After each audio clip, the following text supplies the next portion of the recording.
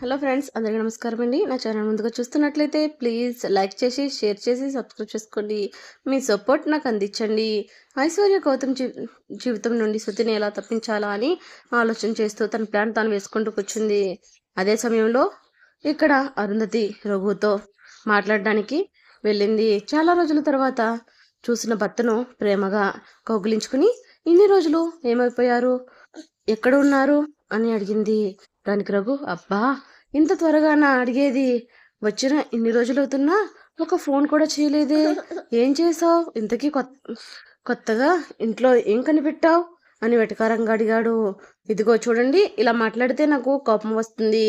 మీరు ఇక్కడికి రమ్మని పిలిచారు కాబట్టి నేను వచ్చాను. నన్ను రమ్మని చెప్పి మీరు చాలా ఆలస్యం చేశారు. నాకు ఇక్కడ ఉండడం ఇష్టం లేదు. మీ అమ్మ ఎప్పుడు చూసినా నన్ను ఏదో విధంగా సతాయిస్తూనే ఉంటుంది. నన్ను బాధ పెట్టడం ఆవిడకి చాలా సరదా అనుకుంటాను అని ముక్కు చిదుతూ మూతి తిప్పుకుంది. చూడు, అవును, మా అమ్మ ఈ ఇంటి పెద్దది. పెద్దవాళ్ళు ఏం చెప్పినా మన మంచికే కాబట్టి ఆమె ఏం చెప్తే అది నువ్వు ఖచ్చితంగా చేయాలి.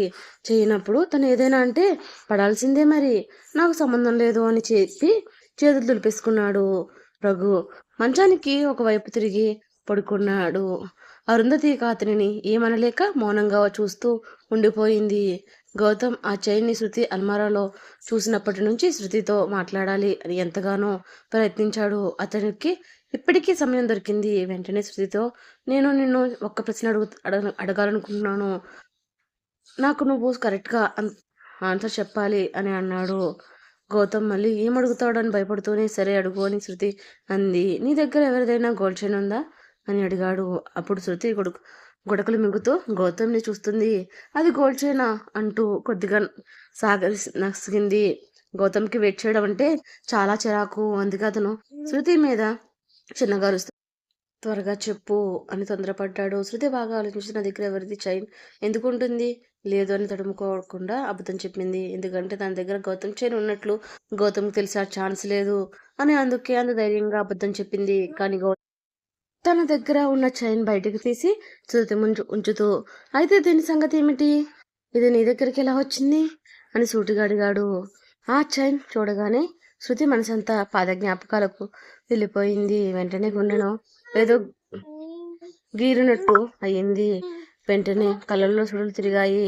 వెంటనే శృతి మనసులో, అయ్యో భగవంతుడా, ఇది గౌతమ్ దగ్గరికి ఎలా వచ్చింది, గౌతమ్ నా అల్మరా ఓపెన్ చేసి చూశాడా, ఇప్పుడు ఏం సమాధానం చెప్పాలి అని ఆలోచిస్తూ గౌతమ్ వైపు చూసింది. గౌతమ్ కళ్ళు తను అడిగిన ప్రశ్నకు జవాబు ఇమ్మని అన్నట్లుగా ఉన్నాయి. ఈ శృతి తడబడుతూ, అది ఆ చైన్ చూసి గౌతమ్, ఇది నీ దగ్గరికి ఎలా వచ్చిందో అది చెప్పు ముందు అని అన్నాడు.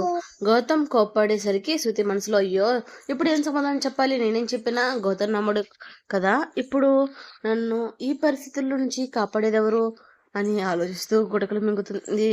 గౌతమ్ గట్టిగానే అడిగేసరికి, ఇది నేను కాలేజీలో చదువుకుంటున్నప్పుడు కాలేజ్ గ్రౌండ్లో నాకు దొరికింది. ఎవరో గ్రౌండ్లో ఆడుతూ పాడేసుకున్నారు. అది అనుకోకుండా నాకు దొరికింది. తర్వాత ఇద్దామనుకున్నాను కానీ ఇవ్వలేదు. గోల్డ్ చైన్ కదా, అందుకే ఇప్పటికీ నా దగ్గరే ఉండిపోయింది అని చెప్పింది. మరి ఇందాక అడిగితే నీ దగ్గర ఎలాంటి చైన్ లేదన్నావు అని అడిగాడు గౌతమ్. అది మర్చిపోయాను గౌతమ్ అని శృతి నుదురు తుడుచుకుంటూ అబద్ధం చెప్పింది. అది సరే, ఇది నీది కానప్పుడు నీ దగ్గర ఎందుకు ఉంది, నీకు దొరికిన వెంటనే వెళ్ళి ప్రిన్సిపాల్కి ఇవ్వాలి కదా, ఎందుకు ఇవ్వలేదు, నీ దగ్గర ఎందుకు ఉంచుకున్నావు అని చిరునవ్వుతో అడిగాడు. నాకు అప్పుడు ఆ ఆలోచన రాలేదు గౌతమ్ అని శృతి గౌతమ్ దగ్గర నటించింది. గౌతమ్ శృతిని నమ్మలేనట్టుగా బీసుకుపోయి చూశాడు. ఆమె గౌతమ్ని నమ్మించడం కోసం, ఎవరిదో నీకు తెలుసా, తెలిస్తే చెప్పు గౌతమ్ అని అడిగింది. గౌతమ్, నాదే, నా కాలేజ్ టైంలో దీన్ని నేను పోగొట్టుకున్నాను, ఇప్పుడు చూశాను అని చిన్నగా చెబుతూ ఆ చైన్ని చూశాడు. అతను చెప్పింది మన శృతి గౌతమ్దే అన్న విషయం ఇప్పుడు తెలిసినట్లుగా ఆశ్చర్యంగా చూసింది. నిజమా, గౌతమ్, ఇది నీదా? నాకు నిజంగానే తెలియదు. నాకు తెలిసి ఉంటే నీకు నేను అప్పుడే ఇచ్చేదాన్ని అని అమాయకంగా అంది శృతి. చెప్పేదంతా పచ్చి అబద్ధమని గౌతమ్కి కూడా బాగా తెలుసు. కానీ ఆమె నోటి నుంచి నిజం వస్తుంది అని చూశాడు. కానీ తన నుంచి రాకపోవడంతో శృతి వంక అలా చూస్తూ ఉండిపోయాడు. సరే గౌతమ్, నాకు నిద్ర వస్తుంది, ప్లీజ్ మనం తర్వాత మాట్లాడుకుందాం అని గౌతమ్ నుంచి తప్పించుకోవడానికి నిద్రని ఆశ్రయించి బెడ్ మీద పడుకుంది. పరుగులాంటి నడకతో మంచం ఎక్కేసిన ఈ రోజు నా నుండి తప్పించుకోవచ్చు, కానీ ఏదో ఒక రోజు నువ్వు బయటపడతావు, బయటపడేలా నేను చేస్తాను అని మనసులో అనుకుని నవ్వుకున్నాడు. నైట్ అంతా నిద్రపోకుండా ఏదో ఆలోచిస్తూ ఉన్నాడు. ఎంతకీ నిద్ర పట్టకపోయేసరికి నడుచుకుంటూ బాల్కనీలోకి వెళ్ళి నిలబడ్డాడు. సుమారుగా 2 గంటలు వస్తుంటే శృతి మంచినీళ్ళ కోసం నిద్రలేచింది. అప్పటికి ఇంకా గౌతమ్ మెలుగుగా ఉండడం చూసిన శృతి ఆశ్చర్యంగా, గౌతమ్, ఆర్ యూ ఓకే? ఏమైంది, ఇంకా నిద్రపోకుండా ఏం చేస్తున్నావు? టైం ఎంత అయిందో చూసావా అని అడిగింది. చూశాను, కానీ నాకు నిద్ర రావడం లేదు, పైగా కొంచెం తలనొప్పిగా ఉంది, అందుకే ఇలా బాల్కనీలో కూర్చున్నాను అని సమాధానం చెప్పాడు గౌతమ్. విజయ్ తనతో చెప్పింది చెబితే ఎక్కడ శృతి కూడా బాధపడుతుందో అని భావించి ఈ అబద్ధం చెప్పాడు. గౌతమ్కి తలనొప్పి కానీ కంగారు పడుతూ, అయ్యో అవునా, తలనొప్పికి అల్లం టీ చాలా పనిచేస్తుంది, నేను ఇప్పుడే వెళ్ళి తీసుకుని వస్తాను అని మంచం దిగుతూ చెప్పింది. దానికి గౌతమ్, నువ్వు మాత్రం టీ పెట్టకు, సతీష్ ఉన్నాడు, తనకు చెప్పు, తను చేస్తాడు అని అన్నాడు. నేను ఎందుకు పెట్టకూడదు? నా చేతికి బాగోదనా, లేకపోతే నువ్వు నేను టీ పెట్టిస్తే తాగవా అని అడిగింది. దానికి గౌతమ్, ఇలాంటి పిచ్చి ఆలోచనలు మానేస్తే మంచిది, నీ చేతికి గాయం అయింది కదా, అందుకని వద్దు అంటున్నాను. నువ్వు మళ్ళీ ఆఫీస్కి రాకుండా ఇంట్లో కూర్చుని నీ చెయ్యి నొప్పిగా ఉందని అన్నావంటే ఇంట్లో వాళ్ళందరూ నేనే ఏదో చేశానని నా మీద అరుస్తారు, అవసరమా చెప్పు నాకు అని శృతికి అర్థమయ్యేలా చెప్పాడు. శృతికి గౌతమ్ చెప్పింది అర్థమయ్యేలా నిలువుగా తలోపి, సరే నేను సతీష్ దగ్గరికి వెళ్ళి అడుగుతాను అని కిందకి వెళ్ళింది. సతీష్ అప్పుడే అతని పనులన్నీ కంప్లీట్ చేసుకుని నిద్రలోకి ఉపక్రమించాడు. శృతి కిచెన్ వైపు వెళ్ళడం గమనించి అక్కడే ఉన్న సతీష్, ఏమైంది శృతి, ఇంకా నిద్రపోలేదా? ఏం కావాలి ఈ టైంలో కిచెన్కి ఎందుకు వచ్చావు అని అడిగాడు. అదేం లేదన్నయ్య, నిద్ర పట్టడం లేదు, అందుకే కాస్త అల్లం టీ పెట్టుకుందాం అని వచ్చాను అని నవ్వుతూ చెప్పింది శృతి. అదే ఈ టైంలోనా, ఏమైంది శృతిని, హెల్త్ బాగానే ఉందా అని ఆమె నుదుటి మీద చేతిని పెట్టి అడిగాడు. నాకు కాదన్నయ్య, గౌతమ్కి తలనొప్పిగా ఉందంట, టీ కావాలి అన్నాడు, అందుకే వచ్చాను అని కొంచెం ఇబ్బందిగా చెప్పింది.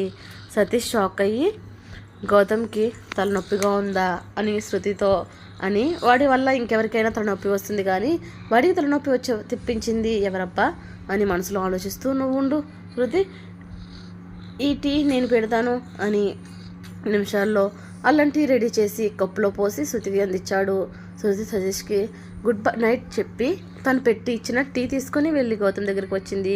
శృతి రాగానే అతని చేతిలో ఉన్న టీ తీసుకుని బాల్కనీలో కూర్చుని ఒక సిప్ తాగుతూ ఉన్నాడు. టీ తాగి నిద్రపోతాడు అనుకున్న గౌతమ్ నిద్రపోకుండా అలాగే ఉండడం గమనించి శృతి కూడా గౌతమ్ పక్కనే వచ్చి సైలెంట్గా కూర్చుంది.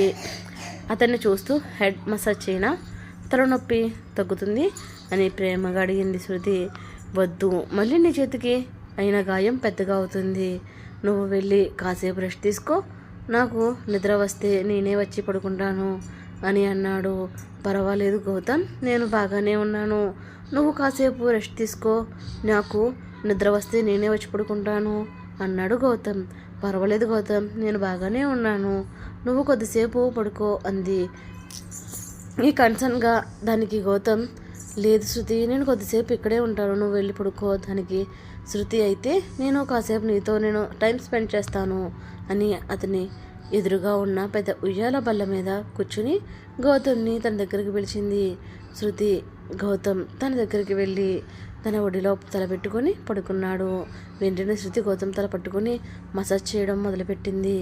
గౌతమ్ ఆమె చేయి స్పర్శ పట్టుకొని చూసి, ఇంకా నొప్పిగా ఉందా అని ప్రేమగా అడిగాడు. అలాంటిదేమీ లేదు అంది చిన్నగా. చూడు, ముందు చెబుతున్నాను, దయచేసి ఇంకోసారి నాకు తెలియకుండా ఇలాంటి పిచ్చి పనులు చేయకు, ఏదైనా చేయాలని చూసావో బాగోదు అని శృతికి ప్రేమగా చెప్పాడు. శృతి నవ్వుతూ గౌతమ్ తిట్టను విని మళ్ళీ అతని తలను పట్టుకుని మసాజ్ చేయడం మొదలుపెట్టింది.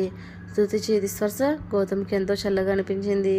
తనకి తలనొప్పి లేకపోయినా శృతికి అబద్ధం చెప్పినందుకే ఇంతలా అల్లడిపోతుంటే శృతిని చూడగానే మనసులో ప్రేమతో ఎంతో ఇష్టంగా చేస్తున్న మసాజ్ని కళ్ళు మూసుకొని ఆస్వాదించాడు. కాసేపటికి శృతికి బాగా నిద్ర వచ్చింది.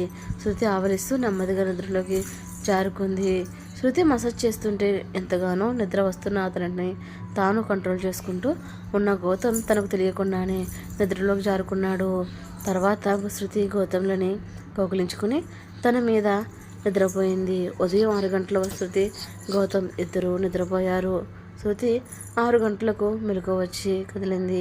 పక్కనే పడుకున్న గౌతమ్కి మెలకు వచ్చి ఇంకా నిద్రమత్తు వదలకపోవడంతో అలాగే నిద్రపోయారు. తను ఇంకా దగ్గరకు లాక్కుని ఇద్దరు నిద్రలోకి జారుకున్నారు.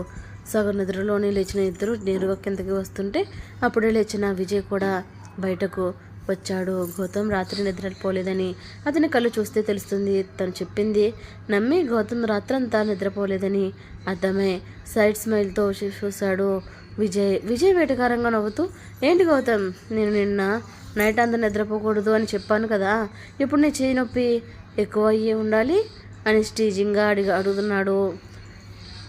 విజయ్ వైపు చూసి గౌతమ్ కోపంతో పళ్ళు కొరుకుతూ విజయ్కి సమాధానం చెప్పకుండా వెళ్ళిపోతూ ఉంటే వెనుక నుంచి విజయ్ అరే నేనేదో సరదాగా రాత్రి నిద్రపోకూడదు అని చెప్పాను, అది నువ్వు నమ్మేశావా అన్నయ్య, నేను సరదాగా చెప్తే నువ్వు పాటించావా అని నవ్వాడు విజయ్ మాటలు విన్న తర్వాత రాత్రి గౌతమ్ ఎందుకు నిద్రపోలేదా అర్థమైన శృతి మనసులో పాపం అందుకేనా గౌతమ్ రాత్రంతా మెలకుగా ఉన్నాడు అని జాలిగా అనుకుంది. శృతి గౌతమ్ కోపంగా నాతోనే గేమ్ ఆడుతావు కదా, చెప్తానే పని, నాకు టైం వస్తుంది అంటున్న గౌతమ్ మాటలకి విజయ్ పట్టించుకోనట్లుగా విజయ్ భుజాలు ఎగరేస్తూ నవ్వాడు. విజయ్ నిద్రలేమితో పోయినట్టుగా ఉన్న గౌతమ్ మొహంలో దానికి తోడుగా మొహం అంతా దద్దుర్లు కూడా వచ్చాయి. ఫ్యామిలీ అంతా టిఫిన్ చేయడానికి డైనింగ్ టేబుల్ వద్ద కూర్చున్నారు. గౌతమ్ శృతి కూడా టిఫిన్ చేయడానికి అక్కడికి రావడంతో చేయి నొప్పి గురించి అందరూ ఆరా తీశారు. విజయ్ వాడితో నాకు ఎలాంటి సంబంధం లేదు అన్నట్లుగా తింటూ ఉన్నాడు. గౌతమ్ శృతి నిద్ర మొహాలతో కూర్చోవడం మీరా గమనించింది.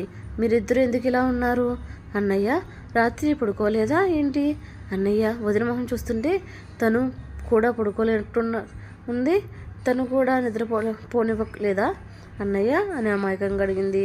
మీరా తను ఒక అర్థంతో అడిగితే అక్కడ ఉన్న పెద్దవాళ్ళు మరొక రకంగా అర్థం చేసుకుని ఒకరి మొహం ఒకరు చూసుకుని ముసిముసిగా నవ్వుకుంటూ చూశారు. వాళ్ళందరినీ చూసి వాళ్ళు ఏమనుకుంటున్నారో అర్థమై ఉన్న శృతి బుగ్గలు ఎరుపెక్కాయి. అదంతా చూస్తున్న ఐశ్వర్యకు మండింది. చూడు నుంచి పొగలు వచ్చేస్తున్నాయి. లక్ష్మి కోపంగా మీరా ఏం మాట్లాడుతున్నావు, చిన్నపిల్లవి, నీకు ఆ మాటలు ఏమిటి, సైలెంట్గా తిను అని అరిచింది. మీరా నవ్వుకుని తినడం ముగించి కుక్కపిల్లకి ఫుడ్ తీసుకుని తన రూమ్కి వెళ్ళింది. గౌతమ్ శృతి కూడా వాళ్ళ గదికి వచ్చారు. అమ్మమ్మ వెళ్తున్న గౌతమ్ వాళ్ళని చూస్తూ తాతయ్యతో ఏవండి, మనం గౌతమ్కి ఆ పిల్లకి ఇక్కడికి వచ్చినప్పటి నుంచి ఏదో ఒకటి జరుగుతుంది, వాళ్ళు జాతకాలు ఏదైనా దోషం ఉంది ఏమో అని ఒకసారి మన జ్యోతిష్కుని ఎక్కడికి పిలుద్దామా అండి అని అడిగింది. తాతయ్య అవును, నేను కూడా అదే అనుకున్నాను, ఒకసారి ఆయనతో ఫోన్లో మాట్లాడతాను, నువ్వు ఎక్కువగా ఆలోచించొద్దు అని చెప్పాడు. తమ రూమ్లోకి రాగానే గౌతమ్ శృతి కళ్ళు బెడ్ మీదకు వెళ్ళాయి. పడుకోవడానికి ఇద్దరు చిన్నపిల్లలా మారిపోయారు. గౌతమ్ బెడ్ మీద వెళ్ళి శృతిని చూస్తూ ఉంటే తను ఎటు తిరిగి పడుకోవడంతో గౌతమ్కి తన నడుం పంపులు కనబడి డిస్టర్బ్ చేసింది. గౌతమ్ తన చేతిని నడుం దాకా పెట్టి తన దగ్గరగా జరిగాడు. గౌతమ్ దగ్గరగా రావడం తెలియని శృతి సగం నిద్రమత్తులో ఇటు తిరిగి తెలియకుండానే గౌతమ్ గుండెల మీదకి చేరింది. ఆమెను అలా చూస్తూ మరింత దగ్గరగా జరిగి కళ్ళు మూసుకున్నాడు గౌతమ్. ఇద్దరికి నిద్ర ఆవరించి గాఢ నిద్రలోకి జారుకున్నారు. ఆ రోజంతా మర్చిపోయి నిద్రపోయారు. ఒక వారం రోజులు నార్మల్గా గడిచిపోయింది. శృతి చేతికి ఉన్న గాయం కూడా మాయమైపోయింది. మీరా తన కుక్క పిల్లతో రోజు ఆడుకుంటూ దాని మీద చాలా ఇష్టం పెంచుకుంది. అది కూడా ఎప్పుడు చిన్నగా అరుస్తూ మీరా చుట్టూ తిరిగేది. మీరా దాన్ని చూస్తూ ఆడుకునేది. చాలు, నువ్వు ఇక్కడే ఉండు, నేను అమ్మ దగ్గరికి వెళ్ళి ఇప్పుడు ఫుడ్ తీసుకుని వస్తాను అని కుక్కపిల్లకి చెప్పి దానికి ఫుడ్ తీసుకురావడానికి కిచెన్లోకి వెళ్ళింది. మీరా దాన్ని వదిలి అటు వెళ్ళగానే ఆ కుక్కపిల్లకి నేల మీద పురుగు పాకడంతో దాన్ని చూసి ఆటగా దాన్ని వెంబడించింది. కాసేపటికి మీరా ఫుడ్ తీసుకుని అక్కడికి వచ్చేసరికి అక్కడ కుక్కపిల్ల కనబడలేదు. మీరా మనసులో ఎక్కడికి వెళ్ళింది, ఇక్కడే ఉంది కదా అంటూ ఎటు వెళ్ళింది అని ఆలోచిస్తూ దాన్ని పిలుస్తూ ఇల్లంతా వెతికింది. అప్పుడే అక్కడికి వచ్చిన నానమ్మ మీరా టెన్షన్గా ఇల్లంతా తిరగడం చూసి, ఏమైంది మీరా, వెతుకుతున్నావు అని అడిగింది. మీరా కంగారు పడుతూ, నా కుక్కపిల్లని ఒకవేళ చూసావా ఎక్కడైనా, నేను దానికి ఫుడ్ తీసుకుని వస్తాను, ఇక్కడే ఉండు అని చెప్పాను. తిరిగి వచ్చేసరికి అది కనపడడం లేదు నానమ్మ అని దాదాపుగా ఏడుస్తూ చెప్పింది. నానమ్మ, అరే అది ఏమైనా మనిషా మీరా, నువ్వు చెప్పింది అర్థం చేసుకుని అక్కడే ఉండడానికి, అక్కడే ఇక్కడెక్కడోనా ఉంటుంది, వెళ్ళి ఆ టేబుల్ కింద నువ్వు సోఫా కిందను ఉంటుంది వెతుకు అని బామ్మ చెప్పగానే మీరా కూడా నిజమే అనుకుని కుక్కపిల్ల కోసం వెతకడానికి హెల్ప్ కోసం నేరుగా సతీష్ దగ్గరికి వెళ్ళింది.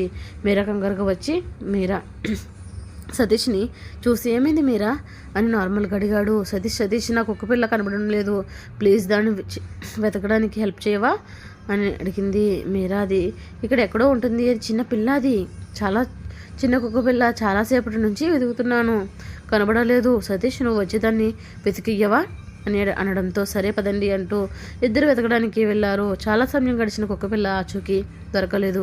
మెల్లగా విషయం ఇంట్లో అందరికీ తెలిసింది. అందరూ తలా ఒక మూల వెతికారు, కానీ ఫలితం సున్నా. అలా వెతుకుతూనే విజయ్ గౌతమ్ రూమ్కి వచ్చాడు. గదిలో ఎక్కడా కుక్కపిల్ల లేదు, కానీ బాత్రూంలో వాటర్ కారడం శబ్దం వినబడి అనుమానం వచ్చిన విజయ్ బాత్రూమ్ డోర్ తెరిచాడు. బాత్రూంలో ఉన్న బాత్టబ్లో వాటర్లో కుక్కపిల్ల ఉంది. ఆ నీళ్ళలో చనిపోయి ఉంది. నీళ్ళలో మునిగి ఆ చిన్న కుక్కపిల్ల చనిపోయి చాలా దయనీయంగా కనిపించింది. విజయ్ గట్టిగా, కుక్కపిల్ల ఇక్కడ ఉంది, ఎవరు చంపేశారు అని అనడంతో అందరూ గౌతమ్ గదిలోకి వచ్చి చూసి ఆశ్చర్యపోయారు. కుక్కపిల్ల పరిస్థితి చూసి తట్టుకోలేకపోయింది మీరా. అది చూసి నా శృతి కళ్ళల్లో షాక్ కొట్టి వచ్చినట్టు కనిపించింది. ఆమె బాత్టబ్లో నీటిని నింపింది. అందులో పడి చనిపోతుందని శృతి ఊహించలేదు. మీరాని ఓదార్చి కంట్రోల్ చేయడం అక్కడున్న వాళ్ళందరికీ చాలా కష్టంగా మారింది. ఫ్యామిలీ అంతా బాధలో ఉండగా ఐశ్వర్య మాత్రం కళ్ళల్లో క్రూరతో నింపుకొని అందరి బాధని చూస్తూ ఆనందిస్తుంది. ముఖ్యంగా మీరాని చూసి సంతోషపడింది. మీరా బాధను చూస్తున్న ఐశ్వర్య తన మనసులో, ఏడువు, బాగా ఏడవాలి, నువ్వు నన్ను టీచ్ చేసి ఇన్సల్ట్ చేస్తూ మాట్లాడ్డావు కదా, నాతో పెట్టుకున్నందుకు నీకు ఈ శాస్తి కావాల్సిందే అని మీరాని చూస్తూ మనసులో నవ్వుకుంది. ఐశ్వర్య మనసులో అప్పుడే ఒక వికృతమైన ఆలోచన కలిగింది. ఈ పని శృతిని చేసి ఉంటుంది. ఫస్ట్ నుంచి శృతికి ఆ కుక్కపిల్ల అంటే ఇష్టం లేదు, అందుకే పాపం దాన్ని అన్యాయంగా చంపేసింది.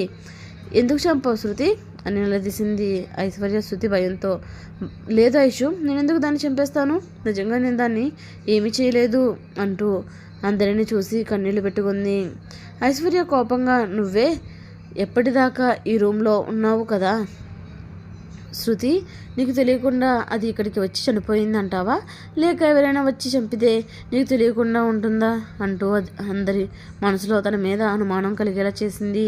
శృతి బాధగా, లేదు ఐషు, నేను నిజంగా గమనించలేదు, అది ఎక్కడికి ఎప్పుడు వచ్చిందో కూడా చూడలేదు అని చెప్పింది. ఐశ్వర్య ఉరిమి చూస్తూ నటించింది. చాలు ఆపు శృతి, నీ గురించి నాకు చాలా తెలుసు, నీకు ఫెట్స్ అంటే పడదు అని తెలుసు, కానీ ఇలా చంపడానికి వెనకాడవు అని నాకు ఇప్పుడే తెలిసింది. పాపం అది చాలా చిన్న కుక్కపిల్ల, నిన్నేం చేసిందని దాన్ని అన్యాయంగా చంపేశావు అని తిట్టి మీరా దగ్గరికి వెళ్ళిన ఐశ్వర్య, ప్లీజ్ మీరే ఏడవకు, ఇది నీకు చాలా కష్టమని నాకు తెలుసు, కానీ ఏం చేస్తాం, నీ దగ్గర ఉన్నంతసేపు నువ్వు చాలా బాగా చూసుకున్నావు అంటూ మీరా మనసులో విషయం నింపడానికి ఓదార్పు ఉన్నట్లుగా మెత్తగా మాట్లాడింది ఐశ్వర్య. ఐశ్వర్య ఉద్దేశం ఒకటే, ఎలాగైనా మీరా దృష్టిలో, ఆ ఫ్యామిలీ దృష్టిలో శృతిని చెడ్డదానిలా చూపించాలి అనేది తన ఉద్దేశం. మీరాతో మంచిగా మాట్లాడుతూనే తనకి శృతి మీద అనుమానం కలిగేటట్లు చేయడంలో సక్సెస్ సాధించింది ఐశ్వర్య. శృతి ఇలా చేసి ఉండదు అని అందరికీ అనిపించిన కుక్కపిల్ల మీద ప్రేమ ఉండడం వల్ల మీరా మాత్రం ఐశ్వర్య మాటలకు మనిషికి బాధలో ఉన్నప్పుడు ఆలోచన జ్ఞానం ఉండదు అంటారు కదా, అలాగే మీరా కూడా శృతి ఇలాంటిదో మరిచిపోయి అబద్ధం చేసుకుంది. మీరా నుంచి వచ్చిన మాట ఇలా ఎందుకు చేసావు అనే ప్రశ్న వచ్చింది.